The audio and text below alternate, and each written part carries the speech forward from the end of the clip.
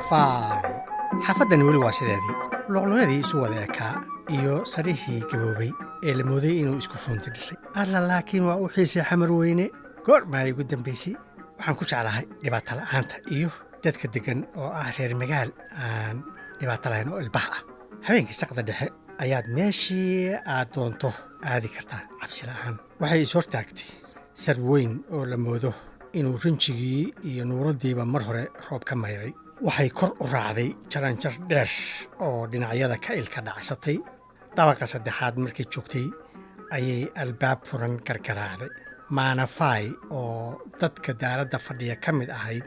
ayaa durbadiiba ishaqac ku siisay intay soo booday bay farxad kala hor timid wey sahra ii waran abbaaye yaa kaa roon maanta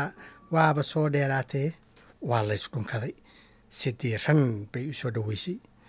qolkii maanafay ayaa la fadhiistay sheeko dheer baa la galay sahra mar kasta waxay ku dadaalaysay sidii ay majaraha sheekada ugu soo duwi lahayd meel uu ka furmi karo irid doqon magarata ah oo ay ka gasho arrinkii ay xamar weyne u timi ugu dambayntii iridkii bay heshay waxay furtay baabka dhallinyarada iyo jacaylka maanafayna wayla dirandooriday wax laga sheekaysto uga xiisa badan ayaanba jirin macnaa adigu weligaa horta wax ma jeclaatay mase lagu jeclaaday saaraa si macaan u weydiisay markii la soo gaaray meela istiri way ku habboontahay alle hey ka alle ayay la soo booday si isku kalsooni ah hadda ninku jecel oo kuu dhimanaya hadduu kuu yimaado maxaad samayn lahayd waa soo dhoweyn lahaa leese waaye haddaba anigu waxaan arkay nin indhihiisa kaa jecel meel uu kuu soo marana waayey adigay ku jirtaa saad yeeli lahayd ha ismartiyeende gacmo furanaa lagu soo dhoweeyhaa see waaye maana marka ay sidaas leedahay waxay moodaysaa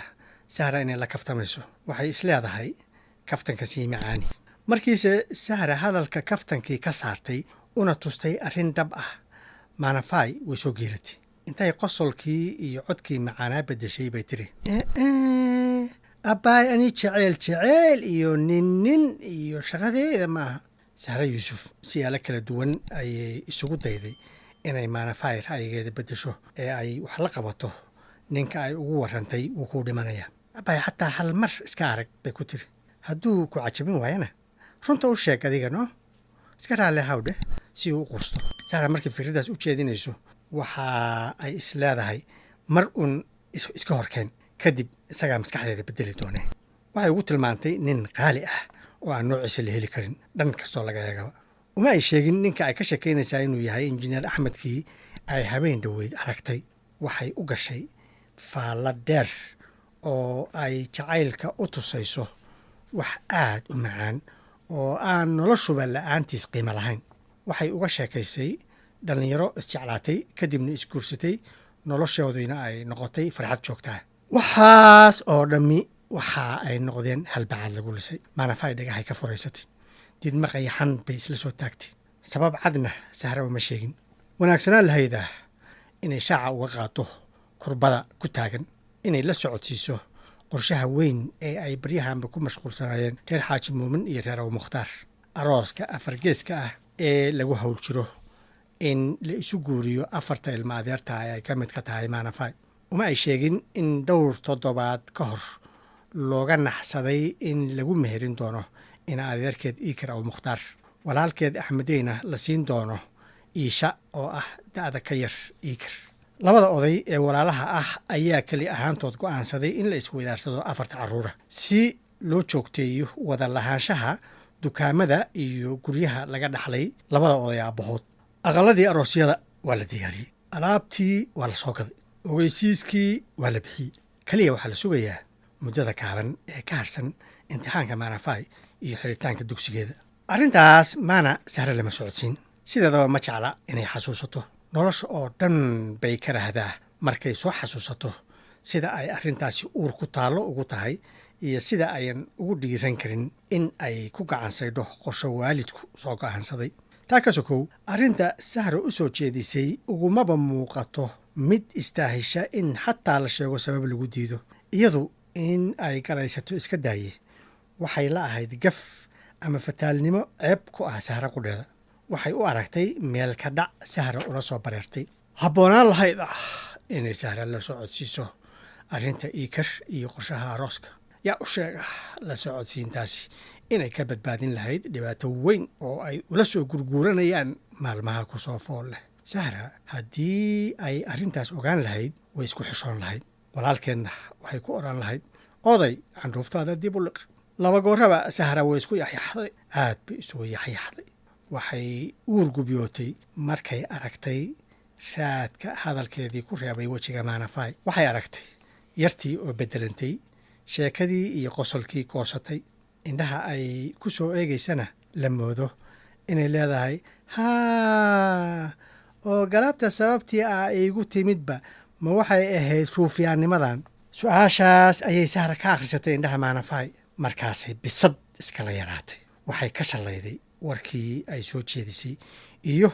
wixii ay maana kula hadashay waxay qoomamaysay booqashadii ay galabta ku timid xamar weyne aad bay ugu carootay walaalkeeda axmed jaamac iyo nafteedaba bal eeg imaan laa waxaasi ceebta uu caawo qoorta ii geliyey aniguna tumayhiye maxaan uga yeelay wax aan shaqadeeda ahayn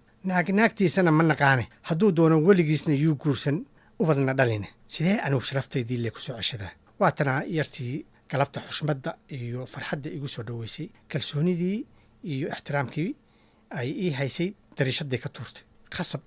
way iga goosan doontaa xiriirkeeda waxay ii arkaysaa qof xun alla guriga sidaa uga baxayaa ceebtayda alla maxaa ii geeyey axmedow balaaya naaga kuu doontay waa ka baqayay inuu i ceebayn doono bal sug haddaba talo maxaan ku maslaxaa yarta kaalay canugtan oo ciyaal maamada ah oo aan cir iyo dhulba kala aqoon miyaad ka caqli badin weyday sahra dhowr ilbiriqsi bay isla hadalkaas ku sii jeeday waxay baadigoobaysay xeelad ay ku soo ceshato kalsoonidii maanafay fikrad baa kadis ahaan ugu soo dhacday fikraddii baa aad u xajabisay farxaddii ka duushay baa wejigeeda ku soo noqotay intay qosol dheer oo lama filaana ku dhufatay oo maanaa bawdada ka dharbaaxday dayma xiisa leh oo qosol wadatana ku jalleecday bay ku tiri maanafay may ku dhaheen galabta waa kaa raacayay maanahaye maana oo aan qosolkii uga dayan qalbigeedase riyaaq aan badnayn soo galay ayaa tidhi maxaa jirana riwaayad fiican baan kuu dhigay maahino see camal waxaan kuu sameeyey nin boqor ah dabci wanaagsan dhallinyaro ah lacag badan leh jago wanaagsan haysta datoor ah intay codkii si isyeelyeel ah qalbiga uga soo saartay bay u raacisay jacaylkaagana u dhimanaya adleemaa ii samaysay mise waa ninkoo oo run ah intay qosolkii dheeraa ku celisay oo maana garabka shishe soo qabatay bay tiri iyadoo sidii ilmo yar oo la koolkoolinayo u ruxruxaysa una soo dhoweynaysa miskiin maana caddeey intay ruxruxdii ka daysay ee wejigeeda toos u fiirisay bay u raacisay ma u malaynaysaa adduunkan maanta la joogo in laga heli karo nin tilmaamahaas oo dhan ay ku dhan yihiin oo wax dhaliilana aan lahayn ani maxaan ka ogahay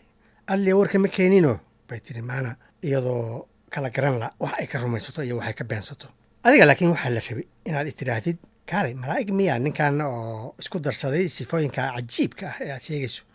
xaggee lagu arkay bani aadan aan nusqaan lahayn maxaa sidaa ii dhihi weyday hadda been waaye miyaa daabacan waa kula kaftamayey maanafay oo aan weli qalbigeeda shakigii ka bixin qosolkiisa lagu daartay oo wejigeeda furfuraani soo gashay ayaa tidhi ad laakiin si aad ku keentay in oo been ii sheegtid sahra intay kursigii dib isugu kala bixisay ayay bilowday inay maanafay filin cusub u saarto waxaan ku yidhi xalay baan filin hindi a galay kowdhe marka atooraha aad buu u jeclaanayaa atrijada iyaduna mooga marka dambaa atrijada looga sheekaynayaa inuu ninkaas jecel yahay laakiinse uu ka cabsanaayo way diidaysaa waxaa la dhahayaa naahoy yaa nabsi ku helin iyaduna maxay dhahaysaa maanaa filinkii u riyaaqday waa diidaysaa wiilka si xun bay uga jajabinaysaa laakiin marka dambe nabsigii baa helaya iyadii baa soo jeclaanaysa isaga oo naag kala guursaday markaasay gabadhii dhibaato badan la kulmaysaa waxay ka shallaynaysaa diidmadii ay markii hore diiday wiilka jecel asna weli wuu jecel yahay maahino maya isaga jacaylkeedii waa ka baaba'ay bax buu ku dhahaya miskiin ihi dambe maa jirtahe xariifadan waa u dhammaan